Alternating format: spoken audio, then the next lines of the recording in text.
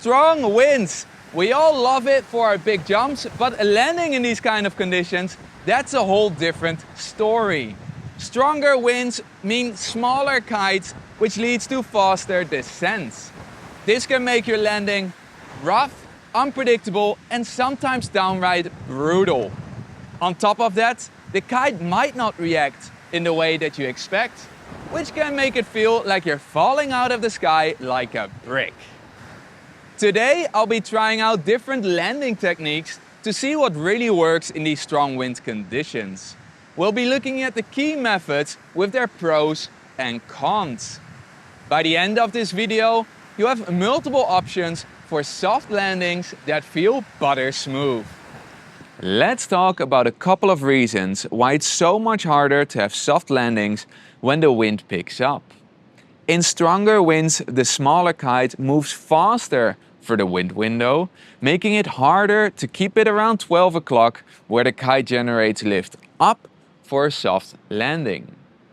Quicker reactions and a smaller timing window make precision and timing key if you want to have soft landings. Strong wind pushes you downwind quickly due to the kite's pull and your body's drag, reducing the apparent wind. If you're riding in 35 knots and jump, you might drift downwind at about 30 kilometers an hour or 15 knots.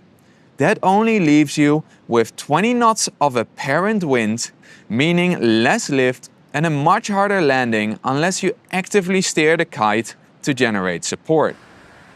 Small kites sit closer to the edge of the wind window and tend to drift behind you as you descend. If managed well, this can slow down your landing and set you up for a heli loop. If not managed well, this can mean that you have less lift and harder landings, where you might find yourself with slack lines as the kite front stalls out of the sky upon touchdown. The key to landing smoothly is timing and proper kite positioning, getting the kite to pass over 12 with speed just before the landing. If you can get this right, you'll slow your descent and land with more control. Let's go through the 3 landing techniques that I've tested to compare their strengths and weaknesses. To start off, you go for a normal jump and will apply the S landing technique after the apex. Place the kite at 12 with the center strut pointing straight into the wind. In this position, the kite provides most lift for maximum hang time. Steer the kite left towards 11 as you're coming down from the apex. From there, you give a strong right steering impulse so the kite points back towards 12. Keep the bar down without steering the kite so it flies in a straight line over 12 towards 1. The goal is to touch down at the moment where the kite passes 12, pointing your board downwind. The S landing is my go-to technique when I'm riding and I don't want to throw a heli loop. I really enjoy how it helps to build the right reflexes in order to transition over to the heli loop at some stage. In fact, once you've mastered the S landing, you might even find it easier to continue pulling that loop instead of going for the normal S landing. The biggest challenge with this technique is its complexity. There are multiple timing elements involved and they can vary depending on your kite and jump height. It's easy to get it wrong, especially since smaller kites or higher jumps require slight adjustments.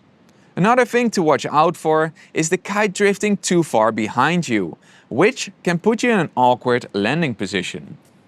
In order to get this right, my top tip is to keep the bar all the way down. Like that, you prevent the kite from flying behind you. Just make sure that your bar is properly set up.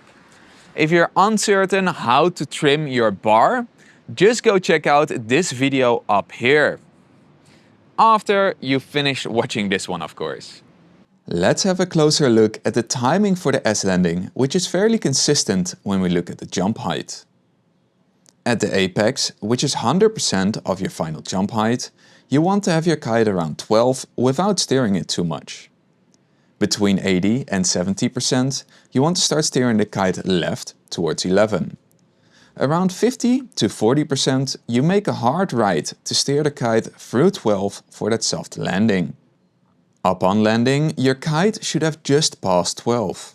If you've done a very high jump and the kite is behind you, steer extra right as it passes 12 to steer the kite back in the wind window. The next technique is one that Mike McDonald made a great video about. I really like how simple this landing is, but after testing it, I've also noticed a few downsides. It doesn't really have a set name for as far as I know, so I just started calling it the side slip landing. Some of you might recognize that term from aviation. So let's break it down. Go for a normal jump and keep your kite around 12 on the way up. Slowly move the kite towards 11 at the apex of the jump and you'll notice it pulls you a bit sideways. Keep your kite at 11 as you're coming down and your body starts to side slip towards the left. Steer right around 40% of your total jump height and let your kite fly through 12. Land with your left foot forward so your shoulders are square to the lines of the kite. From here, you can steer left in order to prevent the kite from dipping in the water. Like I mentioned before, the biggest advantage of this technique is its simplicity. The timing and movement are very straightforward, making it easy to learn. Another thing I've noticed is that the kite doesn't fly as far behind you, which can be both a good and a bad thing depending on what you're aiming for. Now the first thing I realized when trying this technique is that your descent speed increases a lot, which can feel pretty intimidating. On top of that, the sideways movement makes the landing feel unusual. I also find it harder to ride away smoothly after the landing and, in my opinion, it's not the best technique if you're working towards heli loop landings. When trying this technique, I kept making the same mistake. I was redirecting my kite too early. This left me high in the sky with nowhere to steer my kite other than a heli loop for a soft landing. So, my biggest tip for this technique: wait way longer than you think for redirecting that kite. Your instincts will tell you to pull it early, but trust me, wait till way after that before redirecting for the best results. The heli loop is the most advanced and controlled way to land smoothly in strong wind. There are different variations. You can use your front hand, backhand, or even steer the kite in a figure 8 halfway through. But for today, we'll focus on the most straightforward version, the front hand heli loop. As mentioned before, the kite steering for the heli loop is very similar to that of the S landing. So you can steer to the left around 75% of your total jump height. This time we only let it fly towards 11:30 before steering it back to the right. We don't want the kite to go straight through 12, but rather fly around 12 from the upwind side. From there, we can increase our right steering input so the kite starts to tighten the loop. Point the board downwind and ride it out. What makes the heli loop so effective is that it provides continuous lift as the kite loops around 12 o'clock. Unlike other landing techniques that provide a burst of lift for the landing, the heli loop provides continuous support, making your landing feel much more comfortable. However, this technique does require full commitment. If executed incorrectly or with the bar in the wrong position, it can lead to a hard crash followed by an unwanted body drag. There are a few things to keep in mind. First, before pulling the heli loop, make sure the kite is behind you in the wind window. This ensures that the lift comes upward instead of dragging you forward. Second, keep the bar fully pulled in throughout the loop, because if you push it out, the kite will loop in a larger radius, generating more forward pull instead of upward lift. A good way to approach this is to start with a wide loop, steering harder towards the end to tighten the turning radius. If you're curious to know more about the heli loop, I got a full video on my YouTube, just check it up here. Let's round up with some additional tips. What if you jump higher than expected? Just stick to the plan.